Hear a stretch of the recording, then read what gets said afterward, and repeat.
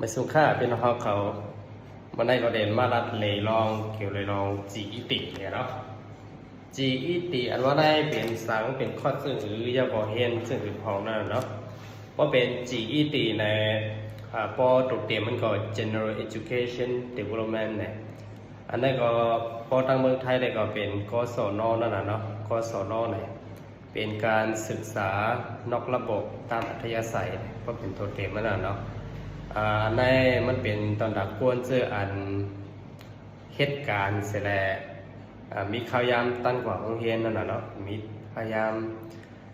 ดันกว่าโรงเรียนจึงเปิดเหตุอันนั้นก็มีติดตั้งแต่ได้เข้าโรงเรียน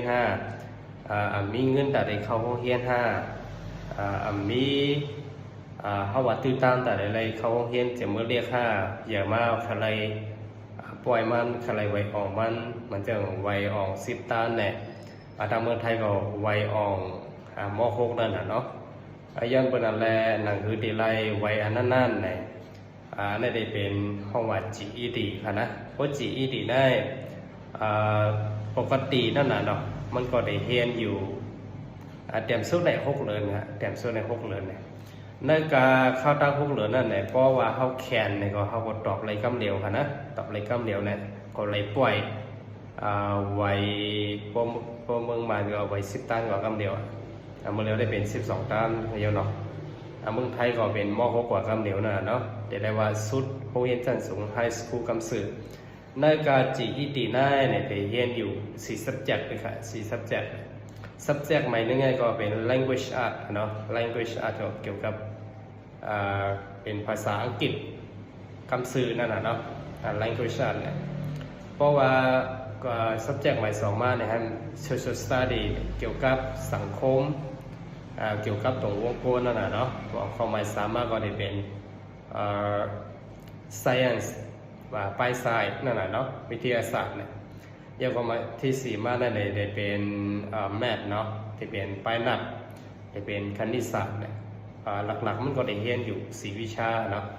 ในการ4 วิชาได้ในสังเกตว่าเขาเขียนภาษาอังกฤษนะเขาเขียนภาษาอังกฤษยังก็เขามีตั้งหูตั้งหันมันก็ลงเรียนในsubject เรียนค่ะหลายๆกว่าในนี่ก็เขาก็มาตอบอะไรง่ายๆก็นั่นเนาะพอเจอยามเฮียนมา7 8 ตัน5 9 ตัน7 ใน 5เนี่ยมันตันสุดนั่นน่ะเนาะเขาก็ขึ้นมาเฮียนในGEDคอร์สเสร็จแล้วเขาก็เลยไว้สุดมันกว่าโดยใจเขายามเอาหมอก5 6 เดือนนั่นน่ะเนาะคุยการในการ subject ทั้งหมดในเนี่ยที่เป็นภายอังกฤษหมดค่ะนะเป็นภายอังกฤษหมดเนี่ยในการเข้าตอบ1 subject ตอบ1 วิชาเนี่ยก็ได้มันได้มี ready test และ official test เนี่ยได้มีอยู่2 กรัมนะเนาะ2 ตอนที่1ได้เนี่ยมันจะเลยจ่ายเงินเนี่ยที่เป็น$7นั่นนะ$7เนี่ยหมอก200ไปเนาะ250-60เนี่ยแล้วก็พอเป็น official test ได้ก็ได้กาอีก1นั่นแหละเนาะหมอก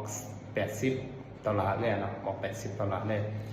เพราะว่าคงมันต้องหมดว่า4 subject เนาะ4 วิชาแน่มันก็ได้มองหมื่นปลายเนี่ยเนาะหมื่นปลายในยังมันอะไรเพราะว่าเขาเรียนเพี้ยนก็เหลวอะไรนะมันก็มีปากมันมีอันเป็นคอร์ดมันกำสื่อเนาะอันนี้เขาตอบกำsubject กำวิชาอะไรเนาะจำเป็นต้องตอบจ้อมกันกำเดียวอันนี้อยู่ดีว่าเขาถนัดอะไรก่อนนั่นเนาะเพราะเขาอะไรคณิตศาสตร์ต่างๆก็ตอบคณิตศาสตร์ต่างๆว่าอะไรไซเอนก็ตอบไซเอนต่างๆก็อะไรตอบ language art ก็อะไรอันนั้นแล้วแต่เขานั่นเนาะคุยกาอันนี้เขาก็ดูมันเข้ายามมันได้ๆว่าเสียเลยเพี้ยนกว่านั่นเนาะอันนี้จะเข้ายามปอดสืบเป็นกันนะก็เพราะว่าตั้งไทยเนี่ยเขามาคอร์สน้องเนี่ยนะอันนี้ก็ตีจะเข้ายามอยู่6 ปีนั่นแหละเนาะเพราะว่าจันเงาก็ได้เป็นอยู่2 ปีนั่นแหละเนาะของตั้งไทยแหละ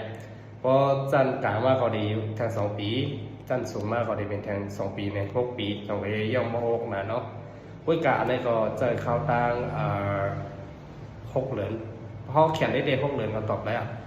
เพราะว่าเขียนภายอังกฤษยังก็มีฮาวานับกัดไปมีพื้นฐาน